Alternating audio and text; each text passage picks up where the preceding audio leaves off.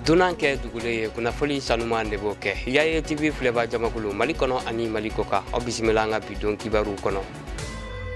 Kunnafoni daminɛ na bi tarata marsi kalo tile 19 san 2024 Kaye conseil de cercle kɔnɔ tile 3 kalan daminɛna yamaru photo fɛ Kaye jatalaw kunna min dabɔra ka dɔ fara Kaye jatalaw ka dɔnniya kan jata la kɛrɛnkɛrɛnnenya seko ani dɔnko nasira fɛ fɔ ka se kɔɲɔ jatako ɲumanw ma a yirala ka fɔ ni baara bɛ to senna fɔ ka se alamisa nata ma.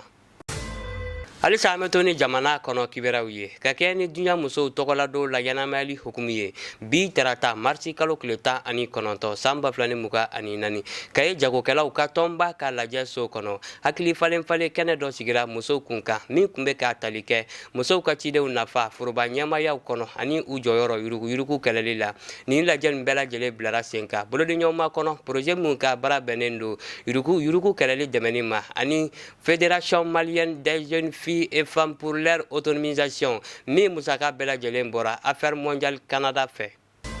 Mtani jamana kɔ kanko kibɛrɛw ye Kenya jamana kɔnɔ kunun tɛnɛ marsi kalo tile 18 san 2024 Kenya sanfɛ kalansoba dɔ ka kalanden maa 11 bɔnɛna ani na ani ka maa 42 sɛbɛkɔrɔ joki sirabaka kasara dɔ senfɛ Kenya saheli kɔrɔn fɛ polisilakaw ka fɔ la ni kasara in sababu bɔra sanfɛ kalandenw ka bisi dɔ ni camion dɔ ka ɲɔgɔn gosi la.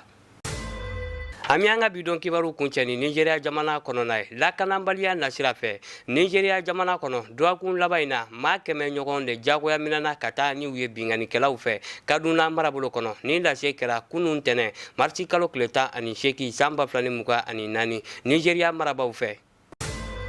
Ni kibaru damadama ninnu de kɛra aw tulo ni aw ɲɛ garijɛgɛ ye an ka bidon kibaru la aw ni ce aw ka ɲamadalu la Ala k'an bɛn diɲɛ waati wɛrɛ.